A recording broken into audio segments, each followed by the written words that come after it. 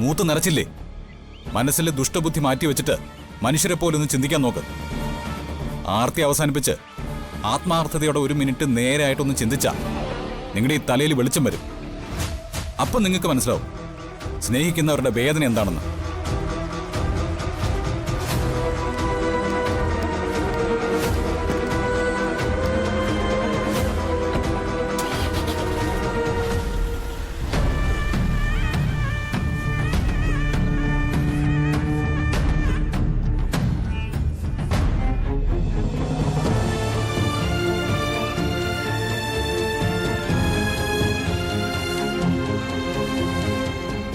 ഒരു കാരണവശാലും കണിമംഗലത്ത് നിൽക്കാൻ പാടില്ല. ഇന്ന് തന്നെ തിരിച്ചു പോണം.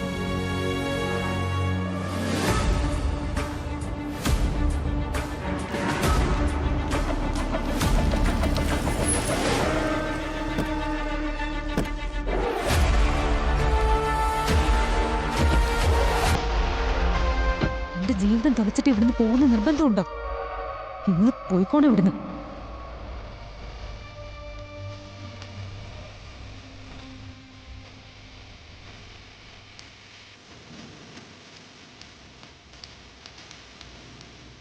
ഇതെന്തു പറ്റി പ്രിയങ്ക മോക്ക്? മോനെ, പൂജയൊക്കെ നന്നായിട്ട് നടന്നോ? എല്ലാം ഭംഗിയായിട്ട് നടന്നമ്മേ. സത്യത്തിൽ പൂജയിൽ പങ്കെടുത്തുകൊണ്ട് എനിക്കൊരു ഗുണമുണ്ടായി. എന്താ അത്? മനസ്സിലുള്ള കാര്യങ്ങള് ചിലരോട് വ്യക്തമായിട്ട് പറയാൻ പറ്റി. മുത്തശ്ശി, ഞാനെന്നാ ആറ്റുവാശ്ശേരിയിലേക്ക് പൊക്കോട്ടെ. അതെന്തു പോക്ക? വരുണിന് വേണ്ടിയുള്ള പൂജകളുടെ അവസാനം നാളെ കുടുംബക്ഷേത്രത്തിൽ നടക്കുവല്ലേ? അതിന് മോളില്ലാതെ എങ്ങനെ? അല്ല, അതിന് നിങ്ങളെല്ലാവരോട് പോയാ മതി. ഞങ്ങളെല്ലാവരും കൂടി പോയാല് ഈ പൂജ പൂർത്തിയാവോ? കാര്യങ്ങൾ കണ്ടറിഞ്ഞ് ചെയ്യാൻ മോള് കൂടി വേണ്ടേ? അല്ലേ പത്മിനി? അതെ. നാളത്തെ പൂജ കൂടി കഴിയട്ടെ മോളെ, എന്നിട്ട് പോകുന്നതിനെ കുറിച്ച് ആലോചിക്കാം. അത് മതി.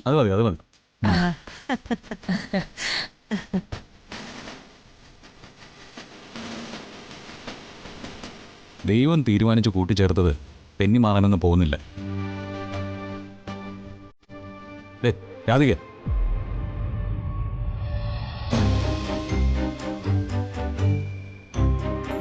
അതെ, താലി കെട്ടിയവന്റെ ഉത്തരവാദിത്വം ഞാൻ കാണിച്ചു. ഇനി താലി കഴുത്തിലുള്ളവളുടെ ഉത്തരവാദിത്വം നീയും കാണിക്കണം. കേട്ടോ? ആരുമില്ല, പൊക്കോ പൊക്കോ.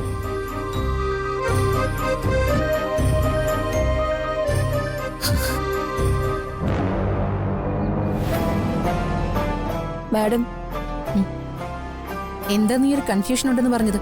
ചിലപ്പോൾ എൻ്റെ ഒരു തെറ്റിദ്ധാരണയായിരിക്കാം. പക്ഷേ അതങ്ങനെയാണെന്ന് എനിക്ക് പൂർണ്ണമായി ഉറപ്പിക്കാൻ പറ്റുന്നില്ല. മനസ്സിൽ തോന്നിയത് എന്താന്ന് വെച്ചാ പറ, എന്നിട്ട് നമുക്കൊരു കൺക്ലൂഷനിലെത്താം. ഇന്ന് ശ്യാമ മാഡം മ്യൂസിക് ക്ലാസ്സിലേക്ക് ഇറങ്ങുന്ന സമയത്ത് ഞാൻ ശ്യാമ മാഡത്തിനോട് സംസാരിച്ചിരുന്നു. എനിക്ക് കുറേ സൈൻ വാങ്ങിക്കാനുണ്ടായിരുന്നു. ഒട്ടും സമയമില്ല എന്ന് പറഞ്ഞപ്പോൾ ഞാൻ കൂടെ മ്യൂസിക് ക്ലാസ്സിലേക്ക് വരാം, അവിടെ വെച്ച് ചെയ്യാമല്ലോ എന്ന് പറഞ്ഞു. പക്ഷേ വളരെ നിർബന്ധപൂർവം ശ്യാമ മാഡം അത് വിലക്കി. അതുകൊണ്ട് എനിക്ക് ഇതാണോ കാര്യം? ഈ കാര്യം ശ്യാമ എന്നോടും പറഞ്ഞിട്ടുണ്ട്. ശ്യാമ മ്യൂസിക് സ്കൂൾ തുടങ്ങിയത് തന്നെ പാവപ്പെട്ട കുട്ടികളെ സഹായിക്കുക, പിന്നെ ശ്യാമയുടെ മനസമാധാനത്തിന് ഒരിടം കണ്ടെത്തുക എന്ന ഉദ്ദേശത്തോടു കൂടി തന്നെയാ. കണക്കുകളുമായിട്ട് മാലിനി അവിടെ ചെല്ലുന്നത് ഒരു ബുദ്ധിമുട്ടായിട്ട് തോന്നിയിട്ടുണ്ടാകും. അങ്ങനെ ചിന്തിക്കുമ്പോൾ ശരിയാണ് മാഡം. ഒരു കാരണവശാലും സ്കൂളിലേക്ക് വരരുതെന്ന് പറഞ്ഞ ആ ഷാർപ്നെസ് ഉണ്ടല്ലോ, അത് ശ്യാമ മാഡത്തിൽ എനിക്ക് പരിചയമുള്ളതല്ല. എന്തോ സ്കൂളിൽ നമ്മൾ ചെല്ലരുതെന്ന് മാഡത്തിന് വാശിയുള്ളതുപോലെ എനിക്ക് തോന്നി. ശ്യാമ മാഡത്തിന്റെ എല്ലാ കാര്യങ്ങളും ഐശ്വര്യ മാഡത്തിന് അറിയാം. അറിയാത്തത് ഈ മ്യൂസിക് സ്കൂളിന്റെ കാര്യം മാത്രമാണ്. ഒരുപക്ഷെ മാഡത്തിന് അറിയാത്ത എന്തെങ്കിലും രഹസ്യം അവിടെ ഉണ്ടെങ്കിലോ? മാലിനി, ചില ചുമതലകൾ നിന്നെ ഏൽപ്പിക്കുമ്പോ അത് ചെയ്തു തീർക്കാൻ പറ്റുമെന്ന് ഞാൻ പേടിച്ചിരുന്നു. But now I am convinced. എന്നെക്കാളും സൂക്ഷ്മതയുണ്ട് നിനക്ക് ശ്യാമയുടെ കാര്യത്തിൽ. Thank you madam. എന്തായാലും നമുക്കൊന്ന് ട്രൈ ചെയ്യാം. മാലിനി ചിന്തിക്കുന്നത് പോലെ ആ മ്യൂസിക് സ്കൂളിൽ ഏതെങ്കിലും ഭൂതത്താൻ ഒളിച്ചിരിപ്പുണ്ടെങ്കിലോ? മാഡം എന്നെ കളിയാക്കിയതാണോ? അല്ല, ശ്യാമയുടെ കാലടികളെ ഞാൻ പിന്തുടരാൻ തുടങ്ങിയിട്ട് കാലം കുറച്ചായി. ഇന്ന് വരെ എന്റെ കണക്കുകൂട്ടലിനപ്പുറത്തേക്ക് ശ്യാമ ഒരു കാലടിയും വെച്ചിട്ടില്ല. പക്ഷേ ശ്യാമയുടെ ഈ ശ്രീകൃഷ്ണപുരം കണക്ഷൻ ഉണ്ടല്ലോ, അവിടുത്തെ അമ്പലം, പൂജാരി, അവിടെ മുതൽ ഇങ്ങോട്ട് ചിലത് പതിഞ്ഞിട്ടില്ല. ശ്യാമയുടെ സങ്കടമാണ് അതെന്നാണ് ഞാൻ മനസ്സിലാക്കിയിരിക്കുന്നത്. പക്ഷേ അത് ശ്യാമയുടെ അതിസാമർഥ്യമാണെങ്കിൽ നമ്മൾ ഒട്ടും വൈകാൻ പാടില്ല. സ്കൂളിന്റെ ഡീറ്റെയിൽസ് മാലിന്യം ഒന്ന് കളക്ട്, എന്നിട്ട് ബാക്കി നമുക്ക് തീരുമാനിക്കാം.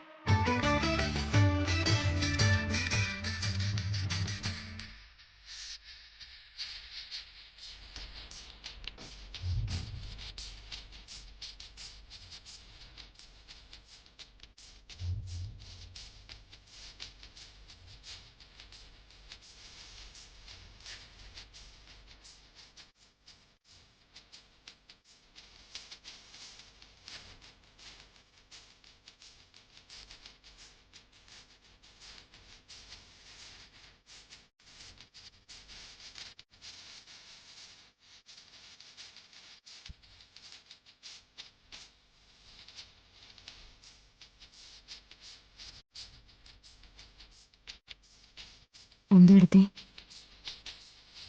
വേർതിരിച്ച് പറയാൻ പറ്റില്ല. ശ്യാമയുടെ അതേ ശബ്ദം. എന്ത് നന്നായിട്ടാ പാടുന്നു. എടുത്തതാ.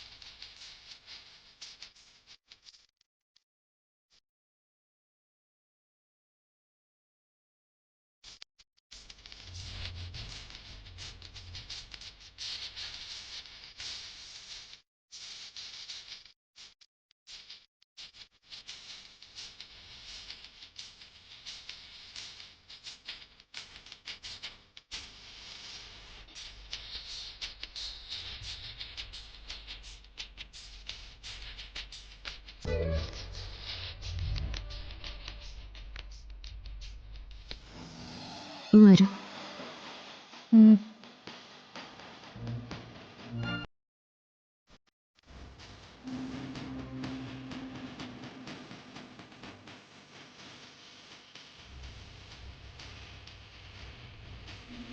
ആ മോളെ, ഇതെന്റെ ഫ്രണ്ടാ അമൃത.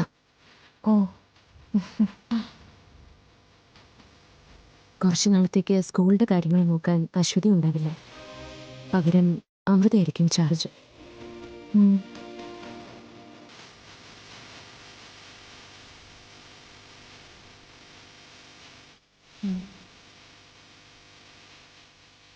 എന്താ മാഡം? ഏയ് ഒന്നുമില്ല മോളെ. ഫിദ മോളെ കുറിച്ച് ഒരുപാട് പറഞ്ഞു. ഒരുപാടെന്ന് പറഞ്ഞാ പറയാൻ ബാക്കിയൊന്നുമില്ല. അങ്ങനെ ഒരാളെ നേരിട്ട് കണ്ടപ്പോ ഒരതിശയം. ആ, ഇനി എന്തെങ്കിലും കാര്യങ്ങളുണ്ടെങ്കിൽ രാധിക അമൃതയോട് കമ്മ്യൂണിക്കേറ്റ് ചെയ്തോണം. ഓക്കെ? ആ, ശരി മാഡം.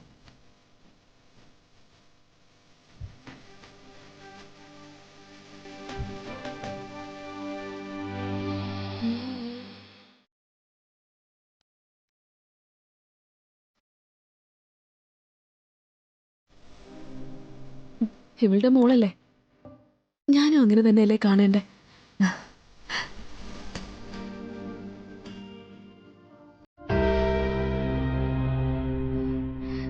എന്നാ മോളുടെ ക്ലാസ് നടക്കട്ടെ. ആ, ശരി.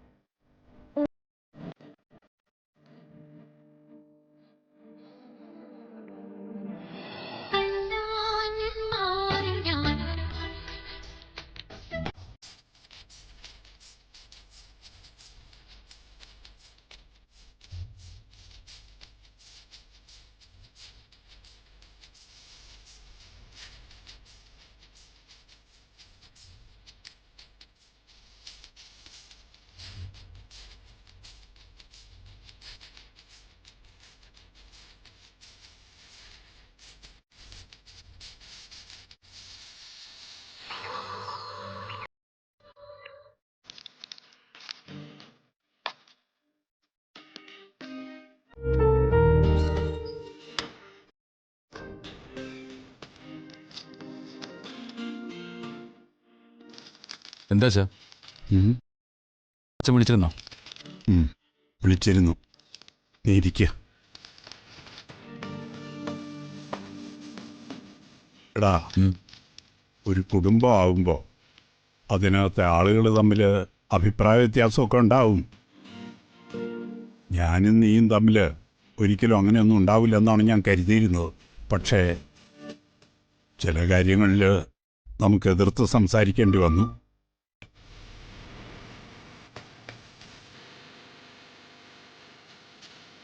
അച്ഛാ, നീ എന്നോട് സംസാരിക്കാതെ ഇങ്ങനെ ഒഴിഞ്ഞു മാറി നടക്കുമ്പോൾ നിന്റെ ഇഷ്ടം പോലെ ആയിക്കോട്ടെ എന്നാ ഞാൻ കരുതാറ്. പക്ഷേ അപ്പം മനസ്സിനുണ്ടാവുന്ന ഒരു ശൂന്യതയുണ്ടല്ലോ, അത് പറഞ്ഞറിയിക്കാൻ വയ്യ. ചേർത്ത് പിടിച്ച് നിന്നെ കൊണ്ടു നടക്കുമ്പോൾ അച്ഛൻ്റെ ഉള്ളിൽ അഹങ്കാരം എന്താണെന്ന് അറിയാമോ? എൻ്റെ മകൻ കൂടെ ഉള്ളപ്പോൾ ആർക്കും എന്നെ തോൽപ്പിക്കാൻ പറ്റില്ല, ഈ ലോകത്തിന് പോലും. പക്ഷെ നീ എന്നിൽ നിന്ന് മാറിയപ്പോൾ അച്ഛനെ എല്ലാവരും തോൽപ്പിച്ചു, ഈ ലോകം മുഴുവനും. അച്ഛനെ കൊണ്ട് പറ്റില്ലടാ. ഈ ഭൂമിയിലുള്ള മറ്റെന്തും വേണ്ടെന്ന് വയ്ക്കാൻ പറ്റും, പക്ഷേ നിന്റെ സ്നേഹം, നിന്റെ സാമീപ്യം, അത് വേണ്ടെന്ന് വയ്ക്കാൻ പറ്റില്ല. അച്ഛാ,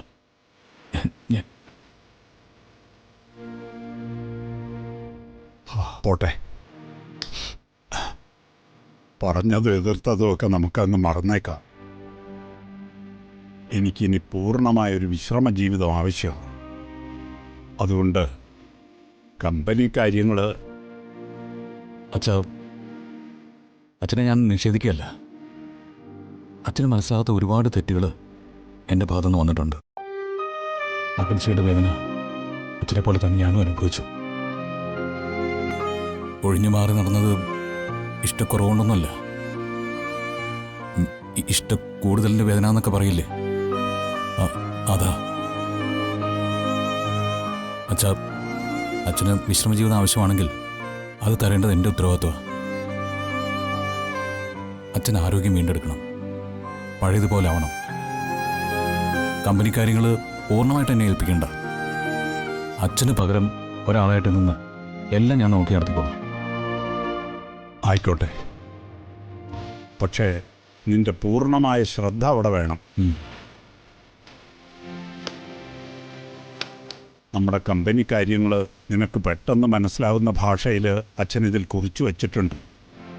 അതൊന്ന് നോക്കിയിട്ട് കാര്യങ്ങൾ നിന്റെ രീതിയിൽ ചെയ്തോളണം. കമ്പനിയിൽ എൻ്റെ സ്ഥാനം നീ ഏറ്റെടുക്കുമ്പോൾ അതൊരാഘോഷമായിട്ട് വേണം എന്നായിരുന്നു ഞാൻ വിചാരിച്ചത്. നല്ലൊരു ഫംഗ്ഷൻ നടത്തണം എന്നൊക്കെ. അതുപോട്ടെ, ഈ കൈമാറ്റം ഇങ്ങനെ മതിയെന്ന് ഞങ്ങളെല്ലാവരും ചേർന്ന് തീരുമാനമെടുത്തത്. അമ്മയും മുത്തശ്ശിയും ഒക്കെ ചേർന്ന്.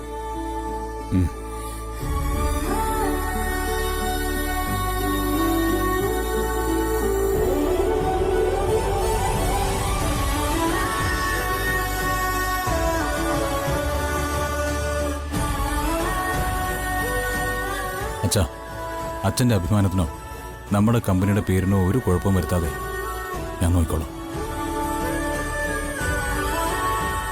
സത്യത്തിലിപ്പോൾ ഞാൻ ഈ ചുമതലകളെല്ലാം ഏറ്റെടുക്കുമ്പോൾ അച്ഛൻ്റെ മനസ്സിൽ നിന്ന് ഇടയ്ക്ക് തെറ്റിപ്പോയ ഒരു സ്ഥാനമുണ്ടല്ലോ, അതാണ് വീണ്ടും ഞാൻ ഏറ്റെടുക്കുന്നത്.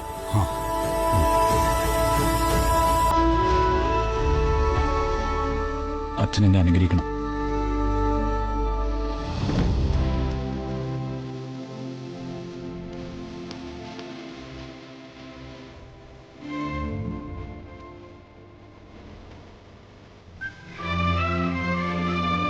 ഒന്ന് നിവർന്നു നിന്നാൽ നിനക്ക് പകരക്കാരനാവാൻ ആരെക്കൊണ്ട് പറ്റില്ലടാ. അച്ഛൻ്റെ സമാധാനം അതാ.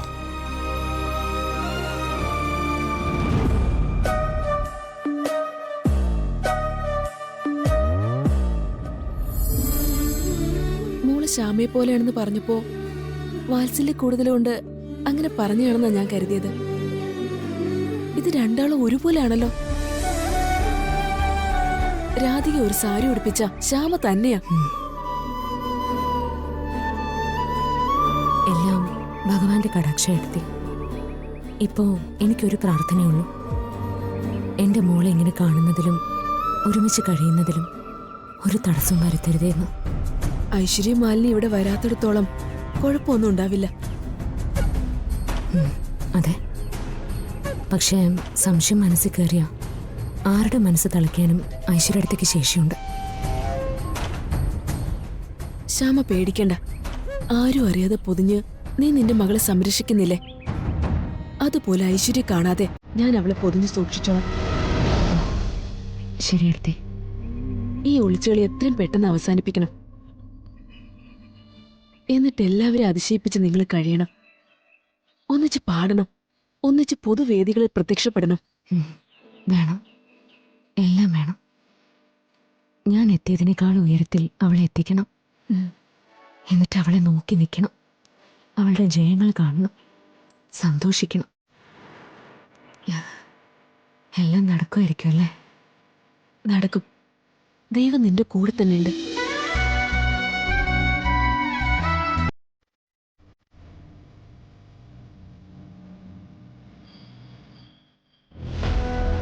ചെറിയച്ച, ഇത് സത്യത്തിൽ ചെറിയച്ചൻ ചോദിച്ചു വാങ്ങിയതല്ലേ?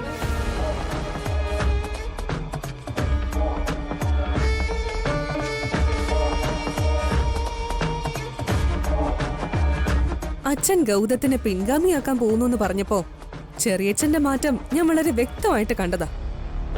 പിന്നെ കാര്യങ്ങളൊന്നും എന്നോട് കൂടി ആലോചിക്കുന്നില്ല. ഞാൻ എന്തെങ്കിലും പറഞ്ഞു വരുമ്പോ എന്നെ നൈസായിട്ട് അങ്ങ് ഒഴിവാക്കുക. എന്നിട്ടിപ്പോ എന്തായി? അച്ഛൻ കാര്യങ്ങളൊക്കെ വരുണിനെ ഏൽപ്പിക്കാൻ പോവല്ലേ? എനിക്ക് പ്രത്യേകിച്ച് പ്രശ്നമൊന്നുമില്ല. ഞാൻ ഇപ്പോഴും കണിമംഗലത്തെ മൂത്ത മരുമകളാ. ഇവിടുന്ന് പുറത്തോട്ടൊരു വഴി വെട്ടുന്നെങ്കിലേ അത് ചെറിയച്ഛനും കുടുംബത്തിനും ഉള്ളതായിരിക്കും. കൽപ്പന, നീ വെറുതെ തെറ്റിദ്ധരിച്ചിരിക്കുക. ഏട്ടന്റെ ഗൗതത്തിന്റെ മനസ്സില് അങ്ങനെയൊന്നുമില്ല. ഇനി എന്തുണ്ടായാലെന്താ? നാളത്തെ ക്ഷേത്ര ചടങ്ങുകൾ കൂടി കഴിഞ്ഞ് മടങ്ങിയ വരുൺ കണിമംഗലത്തെ ചക്രവർത്തിയാ. നാളെ ക്ഷേത്രത്തിൽ നിന്ന് വരുൺ മടങ്ങിയില്ലെങ്കിലോ? ചെറിയച്ഛനൊന്ന് വെറുതെ ഇരിക്കുന്നുണ്ടോ? തല്ലാനും കൊല്ലാനും ഒക്കെ എത്ര നോക്കിയതാ. ഇന്ന് വരെ എന്തെങ്കിലും ഒന്ന് ഫലിച്ചിട്ടുണ്ടോ? സമ്മതിച്ചു. ഇതുവരെ ശ്രമിച്ചതൊക്കെ പിഴച്ചു. ദൈവം നേരിട്ട് പ്രത്യക്ഷപ്പെട്ട് രക്ഷിക്കുന്ന പോലെ ആരൊക്കെയോ അവനെ രക്ഷിച്ചു. ആ വാശി തന്നെയാ ദൈവത്തിന്റെ നടയിലിട്ട് അവനെ തീർക്കണമെന്ന് ഉറപ്പിച്ചിരിക്കുന്നത്.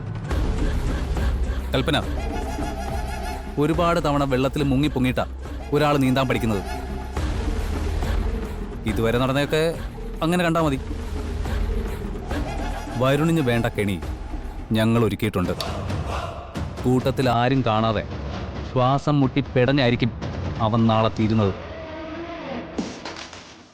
നാളത്തെ ദിവസത്തോടെ ഇപ്പൊ നീ പറഞ്ഞതൊക്കെ തിരുത്തേണ്ടി വരും. നാളെ കഴിഞ്ഞാൽ കണിമംഗലത്ത് വരുണുണ്ടാവില്ല, അത് ഉറപ്പാണ്.